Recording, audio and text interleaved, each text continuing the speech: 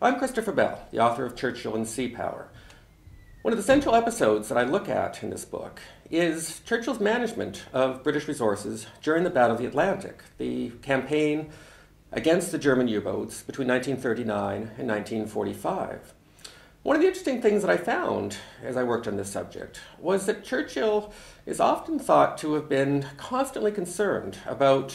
managing the U-boat threat, that this was, as he himself said in his memoirs, that this was the only thing that really worried him during the war, was the possibility of the U-boats cutting off Britain's maritime lifeline. But what I found when I looked in detail at this episode was that Churchill, for long periods, was not particularly concerned about the Battle of the Atlantic, that Churchill was quite content to funnel resources from the Navy into the Air Force and didn't worry so much about the U-boat threat, so long as losses were considered to be at an acceptable level. So Churchill, in the middle of 1942, says very clearly in a memo that he writes for the British War Cabinet that, in his opinion, Britain is essentially in a race to see whether the German U-boats can destroy the British economy before the German economy is destroyed by the British bomber force. So for Churchill,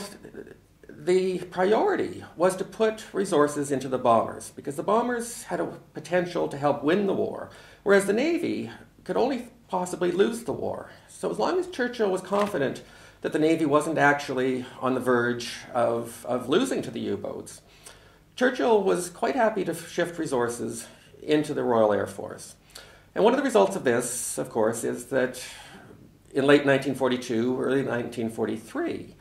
Britain does eventually reach a crisis point. It does reach a stage where British imports are at critical levels, and where the projections are that British imports will reach a critical stage by roughly the middle of 1943. And it's only really at that point that Churchill really begins to take the U-boat threat seriously, and he begins to divert enough resources that allows the British Navy to seriously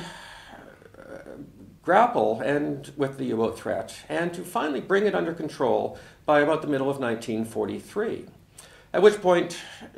British imports were secure, British shipping levels were safe, and Churchill then was able to shift resources once again away from the Navy to more offensive tasks.